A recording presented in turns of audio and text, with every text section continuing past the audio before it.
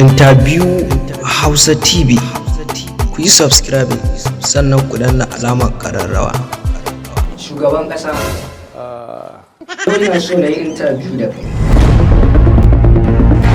Kwantar da hankalinku, ina so yau kowa ya san halin da ƙasa Najeriya take ciki. Wannan wace irin magana ce? Dan zan yi magana akan gaskiya? Dakata tsaya. Wai ku dakata. Yau babu wanda zai goya mun baya in tono abin da ake ɓoye mana a ƙarƙashin ƙasa. Allah samiul basir. Allah yana ganin ka. Na sani, amma ya kamata ka bar ni domin ni ne na binciki wannan abin da yake faruwa, don haka ni ne zan yi maganin matsalar da take damun ƙasar mu Najeriya. Asan ina magani.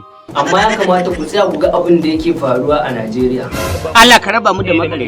Kaga daushe, jeka, bari koma wajen mai girma shugaban ƙasa. Ba a kin tabbatar an ce da barawo tashi ka ruga. Shugaban ƙasa, shin Najeriya da gaske ne ƙasa ce ingantacciya kuwa? To akwai na tattalin arzikin ƙasa.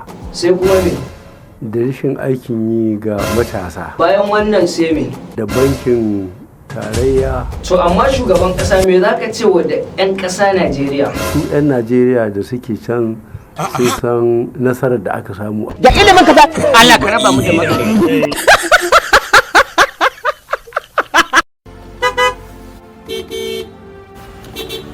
Kai kaɗai nake so, da kai kaɗai zan zauna, kar ka yi tunanin cewa zan iya rayuwa da wani bayan kai. A koda yaushe idan na kwanta bacci, mafarkin goben mu nake da kuma kasancewar mu a tare. Ba na so a ce na wayi gari dangantakar da ke tsakaninmu da kai babu ita. Abdallah, me yasa zuciyarka take makancewa ne? Me yasa kake son kanka? Me yasa kake son bata amanar da ke tsakaninmu? Me yasa kake suna? Me yasa baka nemi izini na kafin ka fara? To ka sani, zuciyata bata taba son ka ba. Hayaki. Ka kada shi zuwa gidana idan ba haka duk ran da ka ji dam daga cikin gidana in dai ka san kananka na gidan to ka zo ka dauki gawa wallahi ni ne nan. Dikawo Production ke gabatar muku da hayaki, fallasa, izgilanci, jijji da kai, izza, kallon hadarin kaji gami da kambun baka. Haba Alhaji ya zaka ringa faɗa irin waɗannan maganganu, yarinyar nan fa shirin zama surukarka take yi fa. Na san abin da nake faɗi sarai wallahi. Dama haka abun yake, baka cewar baka ƙaunar wanda Allah yake ƙauna kuma kai ka zauna lafiya.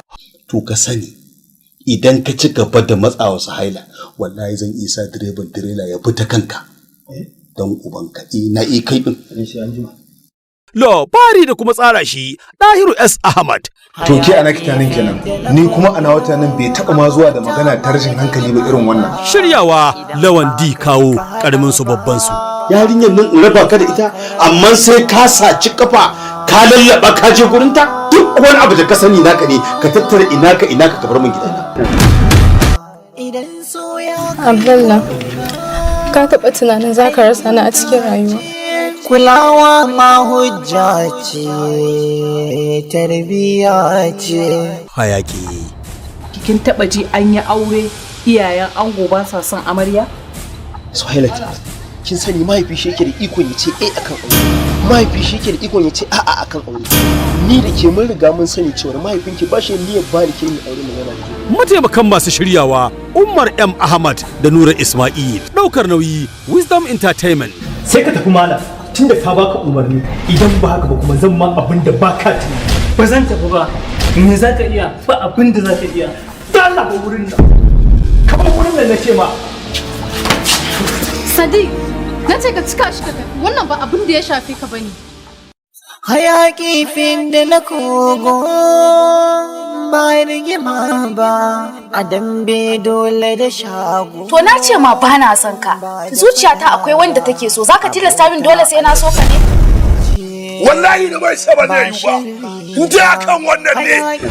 Dan ba sai kin so ne ba Allah ya tsine mun. Cike cewa wai ku tafi to dan da za ku tafi wannan biye da ku. Dan ba sai na kashe shi ba Allah ya tsine mun. Hayaki. Ramin kura aka ce daga ita sai ‘ya'yanta. Duk inda ya shiga ko yana raye ko yana mace, definitely ku aikata wannan.